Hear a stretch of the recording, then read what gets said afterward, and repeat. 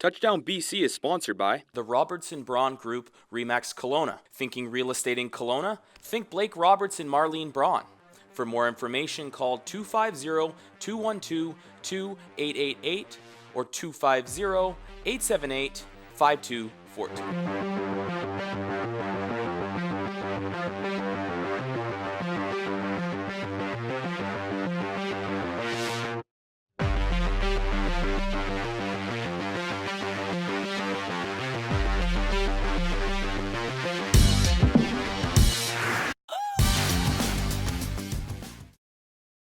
Welcome to Touchdown BC, Episode 5. I'm your host, Adam Kordick, and joining me as he does each week is my co-host, Ty Clark. Ty, what do we have in store for the people today? Well, you know what? The weather's getting cold out there. I'm getting so excited because football season's here. We got football all around the clock, and Adam, of course, has his extra hot, low-fat, pumpkin spice latte. Here you go, sir. Oh, thank you. There's my assistant, Jim Mullen, just handing me my coffee. And we got a big show ahead of you. Adam's going to cover a little BCFC. I'm going to do a little bit of the UBC report. And we have a nice interview with the Covingtons. Now it's time to get in the action. Hard work and dedication go a long way in football, regardless how skilled or talented you are. At least that's the attitude that drives former Vancouver College legend Christian Covington. KCU's Andrew Wadden got the chance to talk to the Houston Texans defensive lineman and his father, CFL Hall of Famer Grover Covington, last month. Well, here I am with two Canadian football legends to my right, Grover Covington of CFL Hall of Famer to my left, soon to be NFL Hall of Famer, Christian Covington, no pressure, right, of the Houston Texans. Christian, I'll start with you.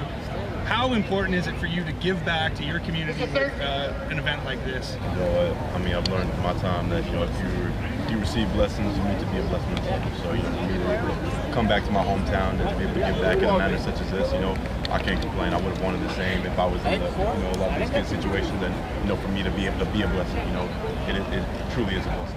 Now, Dad, how about yourself? Are you a proud papa to see him out in the field that is the local field here at BC Place? You must feel great. Yeah, no, I always have fond memories here, like from Philadelphia was 186, so we won the Great Cup here. But, you know, I'm proud of him because I know that he understands that, you know, it's a game that, you know, is truly blessed and it's a difficult game.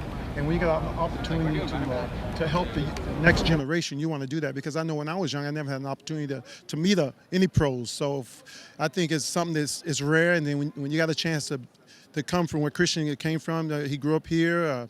He used to watch CFL, NFL, and so then all of a sudden now he's, you know, it's a dream come true for our family to see that, you know, he's a great young man. He worked hard and he understands. I always told him, I said, Christian, you know what though? Don't be outworked. You know, sometimes, you know, somebody might be better, but you know what? Make sure it's not because you're out of shape. So he's a pretty good student. He's still got a long ways to go. Yeah. He's still got a long ways to go, but you know, he's a humble, hardworking young man, and he doesn't take what he has for granted, you know, and I always I think it's so important that, you know, you want to be a giver. You know, when things happen for you, you don't want to be selfish. You want to be coming out and give your time. And so I'm happy about the group that came out here, that, you know, because this is kind of like their off season, as short as it is, but they, you know, they understand that our future, this is our future, this generation, you want to be a great role model, and I think it's your responsibility. And so he's that kind of young man. Christian, you played at Vancouver College. Of course you had dreams of playing in the NFL. Now that those dreams are a reality, is it okay, I'm here now it's time to get to the next level? Oh, absolutely. You know, every chance you get to be able to, you know, see yourself get to that next level, whether it's, you know, going from high school to the collegiate level, and then, you know, from the collegiate level to the pro level, you know, you want to be able to, you know, get your foot in, and, you know, once you have that opportunity to have your foot in the door, you want to blast it wide open. So, you know, for me to be able to be in the position I am, I want to be able to take advantage of the opportunities that are coming my way. And I mean, really, all that really means is, you know, being a pro and putting about hard work and, you know, being excellent in everything I do from this point on. Now, of course, being Canadian, I mean, you know, there's more and more Canadians making it into the NFL almost yearly now. You took the NCAA route, but you're seeing guys like Stephon Charles who took the CIS route. I mean, it doesn't really matter which route you take. If you can play, they're going to find you, right? No, it's so true. You know, talent is talent, no matter where it comes from. So, you know, I know a lot of guys, you know, when it comes to the people in the NFL, I know they're starting to look up north a lot more. And, you know, I just feel like, you know, the fact that you have guys going from CIS to NFL, Canadians from NCAA going to NFL, it just shows, you know, it's just talent is everywhere. It's all about where you want to find it. Yeah, all right. Great. There you have it. Christian Covington, Grover Covington, the Covingtons here on Touchdown BC. There are only 4 weeks left in the BCFC regular season before the playoffs, where 4 of the 6 teams will move on to do-or-die games. With 3 games on the schedule this weekend, we talked with each coach to get you set up for those games. The game of the week has got to be the 6-0 Okanagan Sun taking a trip to Victoria to take on the 5-1 West Shore Rebels. We talked to Suns head coach Ben McCauley and asked him what he expects in a game against the Rebels. Yeah, and I think fortunately for us, every week has been that. We've been in that playoff atmosphere for a while. Which is, we want to keep first place and we want to be able to play playoff games at home. And every week we've been approached by the other team trying to either share first place with us or knock us off totally. So, it's nothing new for us. The only difference is now we're adding a big road trip into it. The guys are focused though.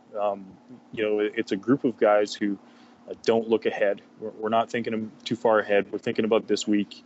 We've got injuries piling up a little bit, but so does West Shore. Everyone's kind of banged up. So, we're all in this together.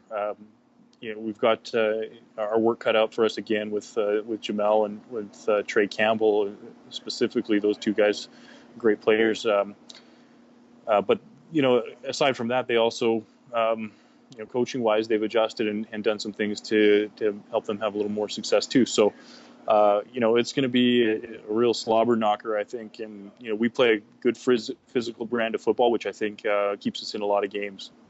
We also talked to the head coach of the West Shore Rebels, J.C. Boyce, and asked him about what he expects in a rematch against the Sun. I think, more of what we've been all year, right? We're going to, pound the A gaps and behind that big offensive line and with Jamel and, we'll probably take a couple vertical shots.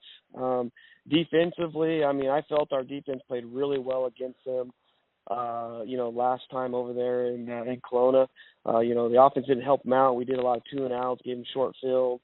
And I think our defense has improved. Coach Beatty's got his guys, motivated. I think it's going to be a real defensive battle. And I think it's going to come down to, conditioning.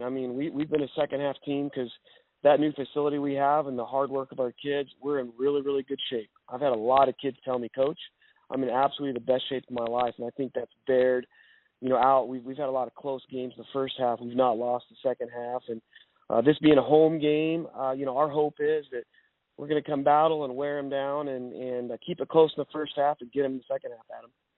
If you are in the Victoria area, that game is this Saturday at West Hills Stadium, kickoff at 7 p.m. Another game going on in the BCFC this weekend is in Langley. The 3-3 VI Raiders will take on the 4-2 Langley Rams. These 2 teams played 3 weeks ago where it was the Rams defeating the Raiders 29-14. We talked with the Raiders head coach Jerome Erdman and got his thoughts on what he expects in a rematch against the Rams. I think we'll see, they'll obviously have a couple new tricks, but I think that, right now you're going to probably see the same from every team. They've got some talent. Sean Olsen's done a great job with their offense, and KJ's done a great job with their defense. They're a well-balanced team. I thought we played with them very well in the first quarter, and then we got a couple injuries. Our left tackle Tarek Bryant going down really hurt us, but we've got to be better and be able to withstand like that if we want to be champions. But it's going to be a very, very tough game, especially going there. But we're going to be up for it. We also talked to Langley Rams head coach Kerry Joseph and asked him about what he can expect in a rematch against the Raiders. Going to be physical. Those guys over there, they're gonna come to play. We know that they're going to be well coached. We have to start the game fast, limit our mistakes, and cut down on the turnovers. And this team has shown that we fight for 4 quarters, so it's going to be a good one. If you are in the Langley area, that game is this Saturday at Exhibition Stadium, kickoff at 7 p.m. Last but not least, this week in Chilliwack, the 0-6 Kamloops Broncos take on the 0-6 Valley Huskers. Barring a tie, one of these teams will get their first win of the season. We talked to the head coach of the Broncos, Brad Yamoka, and got his thoughts on his team's upcoming game.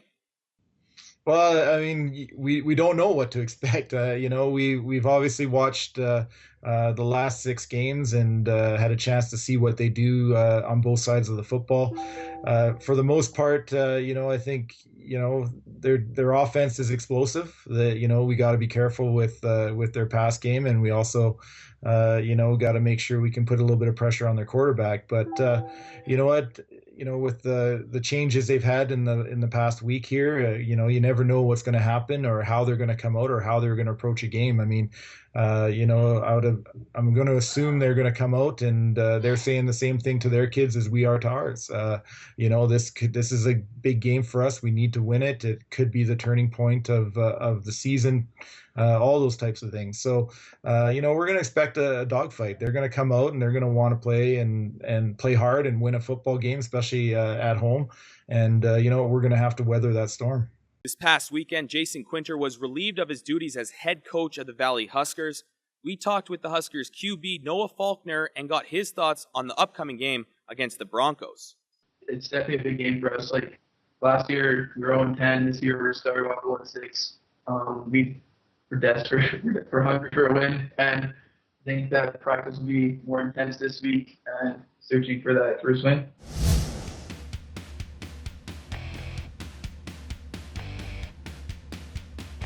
Now let's take a look at the standings. The Sun are still on top with a record of 6-0, with the Rebels just 1 game behind. With the loss, Langley drops to 4-2.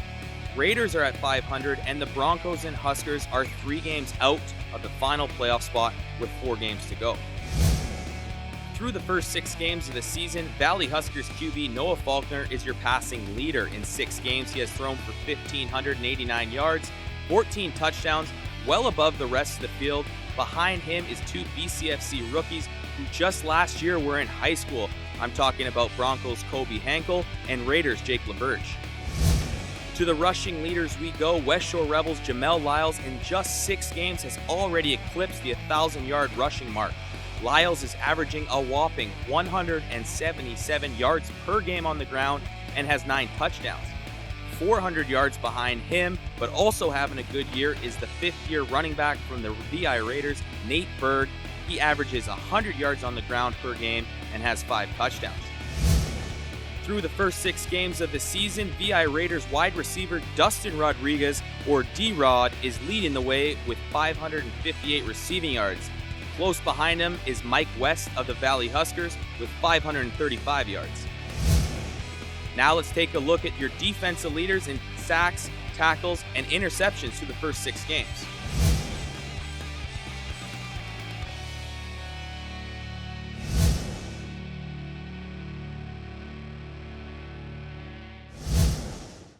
Malcolm Lee from the University of British Columbia, and you're watching Touchdown BC. Coming off an abysmal preseason performance against the Manitoba Bisons, how would the Birds fare in their first game of the season against the Alberta Golden Bears? Could we classify their preseason performance as simply being rusty, or could there be an early set issue with the defending national champs? Let's find out. UBC, Alberta. We start in the second quarter with the Thunderbirds already up 7-3. O'Connor fires a pass to Travell Pinto, who is awfully close to being out of bounds. And after a bit of deliberation and discussion, however, the officials call it a touchdown. Birds up 11. Despite the outdated scoreboard, Ben Kopczynski sells everyone on the fake handoff and rolls out to the right, where he finds a wide open Colby Miller, who hurdles AJ Blackwell and in for the score. Birds only ahead by 4 now. T-Birds move downfield just before the half and get into the red zone, where Michael O'Connor finds one of his favorite targets, Marcus Davis, who bounces around like a pinball. Would take 6 Bears to finally get him down, but not after a big TD. Fast forward to the third Q, where Greg Hutchins tries to fill the big shoes left by Quinn Van Gilswick, and he drains it, his second of the night, putting UBC back ahead by 10. Fourth quarter now, and UBC starting to really blow this contest out of reach, and this would help further that task as Will Watson puts the icing on the cake for the Thunderbirds as they win 39-24. Michael O'Connor looked like his usual self in the victory, posting 275 yards in the air to the tune of 3 touchdowns and no interceptions. But it was Ed Ilnicki and the rushing attack that did the most damage to UBC, with Ilnicki gaining 175 yards on the ground and QB Ben Kopczynski having over 100 rush yards and a touchdown himself as well. And Travell Pinto led the way amongst receivers with 105 receiving yards and a touchdown. And here's what head coach Blake Nill and Michael O'Connor had to say after the game. Overall, a better effort than last week. We still got a lot of mistakes we got to correct, as every team does at this time of the year, you know. And so what we're going to do is go back, look at the film, learn, and just try to get better for next week. We got the win, and that's what's most important. A lot of things to clean up. When the O was doing well in the first half, the D was struggling, the O picked up the D, and then vice versa in the second half. You know, so it was overall a good team win. Special teams play very well. So overall a great team win, but a lot to work on for next week. You know, we know going in, we've got to grow and develop as a defense. We managed to win a game. We'll be better on defense next week and hopefully good enough to, you know, to compete in Calgary. That was awesome. It was so great to see all the fans, especially the change just from last year, you know, having a lot more support this year. It really means a lot to the players. So thank you to everyone who came out, and we'll see you at homecoming. Great atmosphere here tonight. Thank you to all the students for coming out, and hopefully we can keep that going throughout the year. The Thunderbirds' next game will be this Friday in Calgary as they take on the Dinos in a rematch of the Hardy Cup Finals with kickoff at 4:30 p.m. Pacific Time. Welcome to the UBC Report. We're lucky enough this week to have KCU's Jim Mullen, who's probably the busiest man in the Canada West right now. Jim, big game this weekend, but when we talk about Michael O'Connor and his first preseason debut, do we just chalk it up to rustiness compared to this game? Well, I think that Manitoba was a motivated team in the preseason game. They played with a bit of a shorter roster, and at this level, sometimes you get games that get away from you, and that was the case. And he started to swing for the fences pretty early on, throwing into double coverage, and you know, that created some opportunities for Manitoba. In the Alberta game on Saturday, there were improvements, and one of the big improvements was in the lineup with Travell Pinto coming in at wide receiver on the boundary side. He had some knee problems in training camp, really didn't get going until about 4 days before that exhibition game, and he wasn't put into the lineup for that. And on the first big UBC drive, he was responsible for 3 receptions that marched them down into the field, into the red zone. So Pinto can be a game changer for them. Blake Nill on the conference call today, Canada West has a conference call with all of the coaches. He said that his group of Pinto, Morrison, Davis, Will Watson is the best set of receivers he has ever coached. And then when you've got a quarterback that has the potential to be the best quarterback in the history of Canadian university football, I think you've got a really potent combination that can only get better as they go through the season.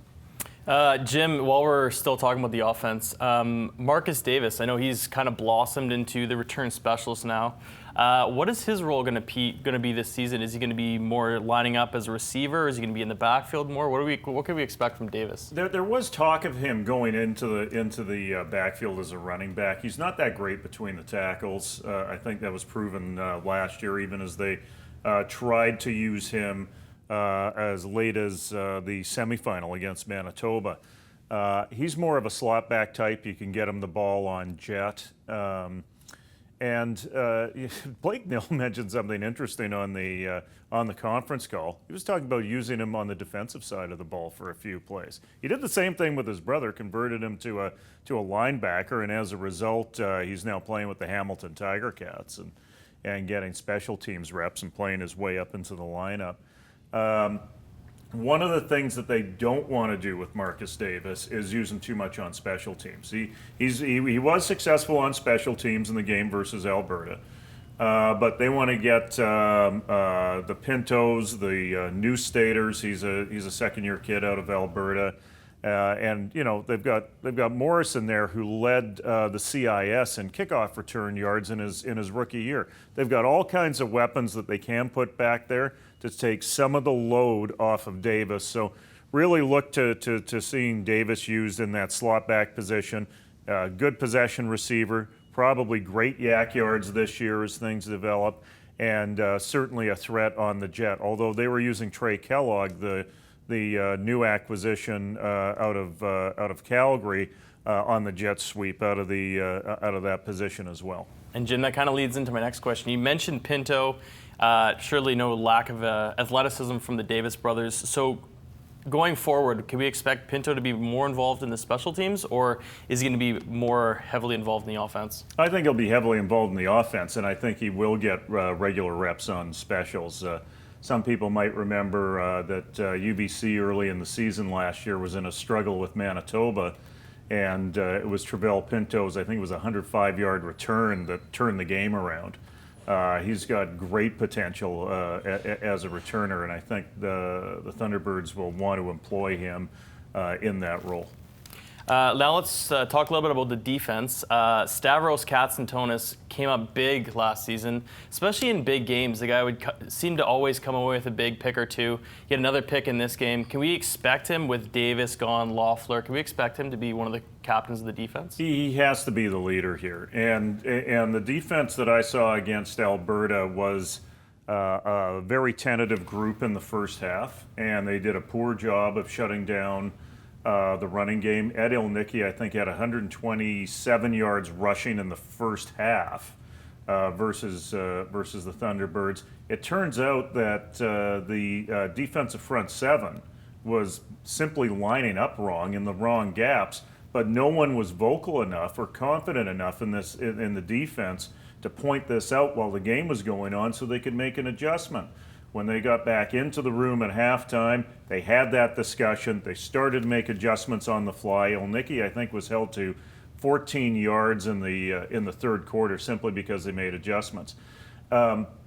Chris Morris said something really interesting in the Canada West Conference call. Chris Morris being the head coach of the Alberta Golden Bears. He says the team that improves the most in the Canada West, and it's a wide open conference this year, will end up being the Hardy Cup champions. And so if UBC's starting with their defense, minus those 5 guys that went to the Canadian Football League, if there's a new look on it, if they're kind of young, if they're thin in a few spots, if they can steadily improve, like they did in the game versus Alberta, I think they have something. But it's going to take a lot of work, and it's going to be a game-by-game project.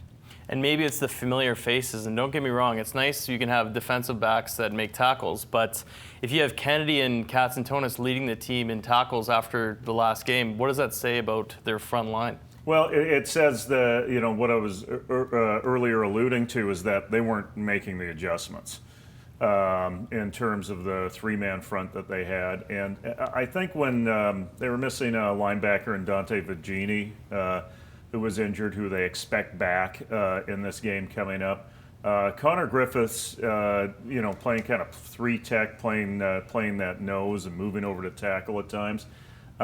He's going to be the anchor of that defensive line and that defensive front. But yeah, I think there is work to do. Dylan Chapdelaine is going to have to step up. Former BCFC All-Star and Defensive Player of the Year. He's got to play a bigger role.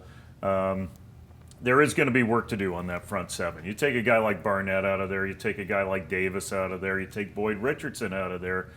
That's a lot of talent moving on. And I think in the case of Mitch Barnett, you see the type of impact that he's making with the Hamilton Tiger Cats right now. They love this kid, and they see a huge upside for him. And, going along with that point that it really is a brand new team, but it kind of is unfair to a certain degree that they have all this pressure on them from the day one. They're going to be looking in the rearview mirror, seeing what they did last season. Obviously, a lot of people expect them to repeat. If you're Blake Nill, what do you say to your team to kind of calm their nerves down? Well, you get expectations like that because you've achieved something in the past. So it's okay to try to live up to some heavy expectations. I really think that Blake Nill, when he needs to, does a good job of making the discussion internal and shutting out outside distractions. We've seen that with his Calgary teams in the past. They've been a very tight-knit group, hard to get information out of. Blake, when you have a conversation with him, he can be frank and honest and candid, but he's really good in terms of creating a situation with the team where the discussion remains inside the team. And I think in terms of developing this team, that's probably the smartest thing to do at this point. I mean, they had close to 6,000 people out at this game, and I think when it comes to homecoming, they could tip the 10,000. They may have they may have more people than they have room in that building, and that's the positive side. The negative side, from a coaching perspective, is to make sure that you keep all those distractions at an arm's length distance. Well, there you have it. That's the UBC Report with Jim Mullen. It's back to school time, which means the start of another BC high school season. Teams are back strapping up their helmets and are ready to ball. Each team will be chasing the champions from last year, the Mount Douglas Rams, who will be chasing their 6th AAA title in 5 years. Will the Rams be victorious again, or will a new team emerge to take the title? This past weekend around the province, teams started with some exhibition play to kick off the season.